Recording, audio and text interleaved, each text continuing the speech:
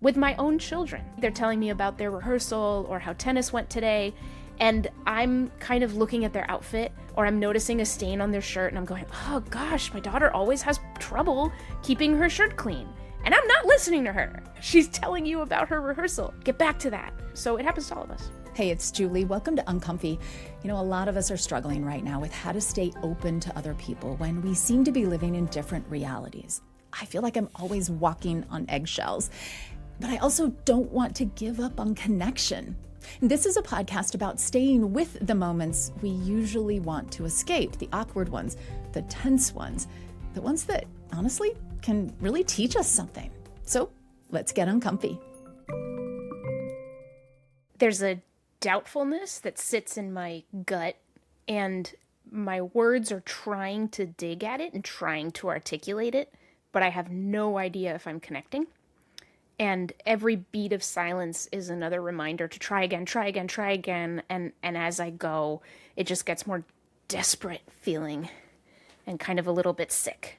Friends, this is Mónica Guzmán. I'm so excited for you to meet her. She is author of I Never Thought of It That Way. She's an advisor at Braver Angels. She's host of the podcast A Braver Way. And you need to be following her on social media. She is at Moni Guzmán. She shares amazing, inspiring content. Mónica, it's so great to have you. Thanks for your time. Yeah, thank you. Thank you for having me here. All right. Well, that was kind of intense, what you were just describing there about how you were feeling. So put us there. What was going on? I was on the phone with my mother in my driveway after having started a phone call conversation with her about what was going on in Minneapolis. Must have been February, and I was pretty wrecked by the fears that I was feeling. And I had called my mom just to check in, but we had crept into this topic. And I lean on her for a lot. But she sees this very, very differently from the other political side. So at that moment, I was crying, trying to express in a way that I hoped that she could understand the severity of what I was feeling. And I just wasn't sure that I was connecting. What made you not sure that you were connecting? It was my knowledge of her views. So I already knew that she just wasn't seeing any of this as urgently as I was. And she didn't think as many things were wrong as I thought were wrong. So I could tell that she was working hard to care for her daughter while also being really honest about the things that were connecting with her and not connecting with her from the substance of what I was saying. I really appreciate you sharing this emotional encounter with your mom. I think it's something that a lot of us can relate to, where something matters a lot to us, and we want the person who also matters a lot to us to be as outraged as I am, or I want them to be as broken as I am, or I want them to be, I don't know. And I don't necessarily think they can fix it, but it would be nice if they could. But also, I mean, I don't even know how to express what it is that I want from this person I love in that moment. And yet we clearly are in desperate need of something. So what do you think it is? And what was your mom able finally to do? Yeah. I definitely was grasping for something. I knew that she was not going to totally agree with me on everything that was making me feel outraged and sad. I think what I needed her to do was really hear me and really respond. And it was okay for her to respond honestly, but I needed her to hear me, hear what I was saying without dismissing it. And I think to her credit, she really did. And the more that I talked, like the more that her voice took on the tone of, whoa, this matters a lot to you. And the conversation shifted for a point away from the politics or even any discussion about the severity or any hope that she would agree with me on what I was thinking, into more like, how are you? Have you been sleeping okay? Like, I'm worried about you. And sometimes that can sound dismissive, but with my mom, it wasn't. You know, she was just like, okay, just be careful not to read too much of this news, you know? But she was hearing me. Is there a skill here that either she was employing or that in hindsight you were putting to work that made that go the way it did? I think so. When I was writing my book, I was talking to my mom and I just asked her point blank, hey, you know how you and I seem to talk about this stuff without it all breaking down? What do you think we do? And she immediately said, we acknowledge each other's good points. And I realized she was right. That is one of the skills. We are able to say, we even interrupt the other person midstream to say, oh, yeah, that's a good point. Oh, yeah, I hadn't thought about that. And that gives us a sense of connection. Instead of sitting in doubt while you're speaking that the other person is receiving what you're saying, you know that they are, at least this thing or that thing.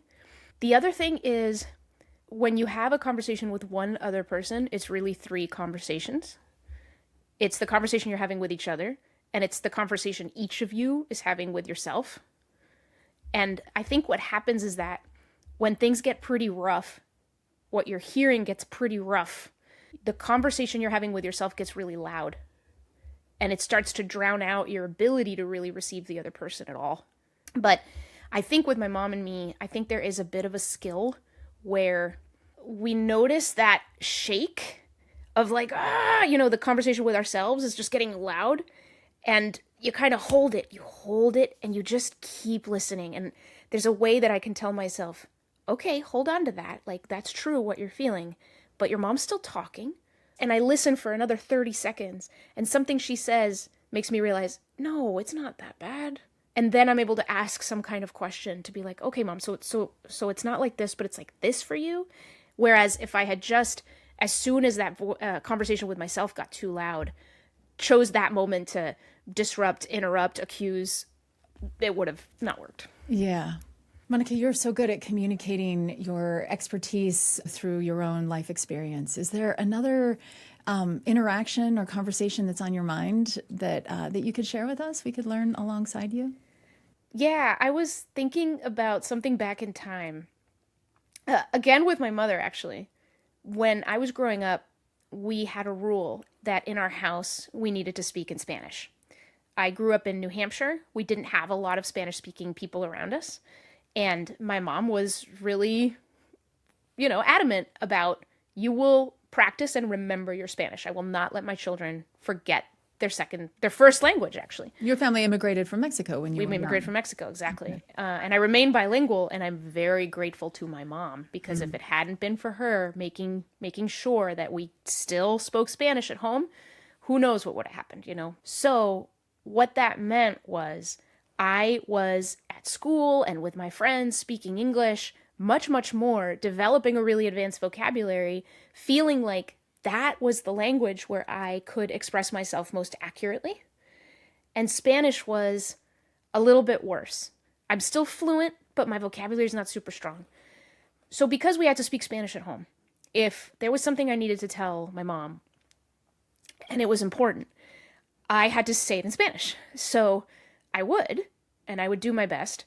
And time again, I would finish saying something deeply meaningful and important, maybe vulnerable, maybe scary, to my mother, and she would correct my grammar. That would be her first response. And I hated that feeling so much, because I could tell that what she was doing was, yes, it's not like she wasn't listening to my meaning at all. She was. But there was a way that she was listening to me that was entirely critical. It was evaluating some kind of adherence to a norm, to a rule, right? And then because that was such an important thing for her, that was the first thing out of her mouth when I was done talking. And it made me feel entirely unreceived. Because that's not what's important here, Mom. I'm trying to tell you something meaningful. So, we had our conversations later on about that, and she now understands, and we laugh about it. Now, she was a Spanish teacher, so she's just kind of coded this way. Like, that's fine. But I think a lot of us, I think it's an analogy for a lot, that we listen critically. We tell ourselves a story about something. I bet that she doesn't respect so-and-so. And so whatever that person is saying, we're looking for evidence that she doesn't respect so-and-so. My mom's like, oh, she's struggling with her Spanish. Let me listen to her vocab. There's an error. Let me hold on to that in my short-term memory. And as soon as she's done talking, I got to tell her that she used the wrong conjugation. So it's the challenge of getting out of your own head, or at least recognizing when you're kind of stuck on something and you're listening from that perspective with my own children sometimes. They're talking to me, they're telling me about their rehearsal or how tennis went today, and I'm kind of looking at their outfit or I'm noticing a stain on their shirt and I'm going, oh gosh, my daughter always has trouble keeping her shirt clean. And I'm not listening to her, you know, and I've got that evaluative, critical, judgmental filter on somehow. And then I notice it and I go, listen to her. She's telling you about her rehearsal. Get back to that. So it happens to all of us. Yeah. Is there a hack? I mean, you say you just try to notice it and get right back into it. Gotta notice it, forgive yourself. And I've gotten to the point where I'm very candid with my daughter. For example, when this happens, I'm so sorry, Lena. I wasn't quite listening. Can you back up like 15 seconds? Rather than pretend when she's done, she laughs because she told a joke, but I didn't follow the joke. Oh, no. And then I laugh like in a fake way. That makes me feel gross. So I tell her, I'm so sorry. I was preoccupied by something. Can you tell me one more time? And then she'll laugh at me. She's like, Mom, that always happens to you. And it does. Yeah. Yeah.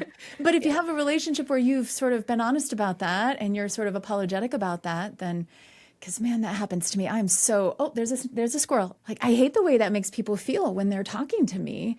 And I think it's important to recognize that it's different for every person. I think sometimes we talk about these, skills or tendencies as if they're universally applied to everyone that we could talk to, but that's just simply not the case. Like, depending on the person, my tendencies will be this or that, that's whatever thing will pull me away could have a completely different nature. So each interaction is unique as a fingerprint. So paying attention to all of it, observing, having some part of you that's sort of up in a balcony looking at it, is good, and just being able to kind of query that, like, okay, how's this going? But not so much, of course, that it removes you from the situation, but rather you're just kind of noticing, like, okay, wait, why are my shoulders tense and my arms crossed? I'll realize that something in my body was making me feel guarded. My brain goes, do I need to be guarded? And goes, no. And then I drop all that and something smooths out. This has been so great, Monica. Thank you so much for sharing a little bit of your insight. And I really just cannot recommend highly enough your book. I never thought of it that way, but also your podcast, A Braver Way, and what you're sharing on social media, like regularly. I'm like, yeah, repost that. So people can find you at Moni, Moni, Guzmán, Guzman on Instagram. If I could ask you just finally, what's something that's working for you right now to stay connected, to want to stay in community, when it does, like I said at the outset, it feels so fraught sometimes that the instinct is to burrow in and try to I just want to stay safe over here, right? It's making appointments to have conversations with people who disagree with me. So here's something Like completely literally, non-political. So we're going to have a conversation tomorrow yeah. at 2 p.m. So, okay, let me give you a really nerdy example. I am terrified of AI on a really large existential level. I have my reasons, and I'm really wanting to make sure that I don't lose my mind. So my husband is super gung-ho on a lot of things with AI, and our good friend Paul is, but from a different perspective. So we've actually set an appointment for tonight that we're going to get on a video call. We've sent around articles to each other that encapsulate our perspectives, and I'm really looking forward to it. And it's not because I want to change my mind. I actually want to change their minds. I want them to understand why I think this is a real red alert. But I know that these kinds of things are two-way. Too many of us walk into these kinds of conversations going, okay, here's where I can change them. But unless you open yourself to being changed by them, none of the channels are open. So, yeah, we'll see how that goes. But we literally did that, like, in part because it's driving me crazy. And I just know that every time something drives me crazy, I got to go find somebody who thinks differently. Yeah, and then just hash it out. How long do you think that conversation's going to take? 90 minutes, maybe? Yeah? Yeah. How will you know it's done? I don't know. I guess we've set a kind of structure because we've got all these readings, right? So we're going to discuss them. So my guess is that we're going to go through it almost like a podcast interview. But I will feel like I'm done. I think I have this indicator light inside myself when I have been witnessed on all my concerns. So some of it's on them. Hopefully they're good at showing you that they're Yeah. they're seeing And and they are. hearing Like, you. I trust them both. Like, my husband's all right. And, and Paul's pretty great. Known him for years. So there's some trust there. But at least, like, once every other week, probably mostly weekly, I also have conversations with somebody who has opposite political views. And it's part of the immune system for me now. Monica, thank you so much for sharing your insights. It's been great having you today. Yeah. Thank you, Julie. Loved it. By the way, Mónica Guzmán is also founder of Reclaim Curiosity. It's an organization with a mission to build a world that sees itself. And thank you for getting uncomfy with us today. I hope you enjoyed that. I would love to hear if you have tried some of the same things that she described in that conversation, or if you do, now that you've heard it, email uncomfy@byu.edu. I am really thinking about setting an appointment to have an in-depth conversation with someone I disagree with about a specific topic, like AI, actually. That would be really fascinating. Let me know if that ends up working out for you as well. You can find us on social media. We're at uncomfy.podcast on Instagram. Uncomfy is a BYU radio podcast. Samuel Benson produces it, and the team includes Hyobin Kim and Abby Karras. Our theme music was composed by Kelsey Ney. I'm Julie Rose. Can't wait to get uncomfy with you again next week. If you're like me, sometimes you just need a fresh voice in your podcast listening queue to shake things up a bit. And that's why I'm here to recommend The Lisa Show from BYU Radio. It's hosted by Lisa Valentine Clark. She's a widowed mother of 5. She's an actress and comedian, and she knows that real life is messy, but she's here to say you're not alone. Each episode of The Lisa Show explores the everyday struggles we all face, like struggles in parenting, mental health, relationships, social issues, all while also unpacking how to live a happier, healthier life. So catch The Lisa Show from BYU Radio on the BYU Radio app or on any podcast listening app. New episodes drop every Tuesday.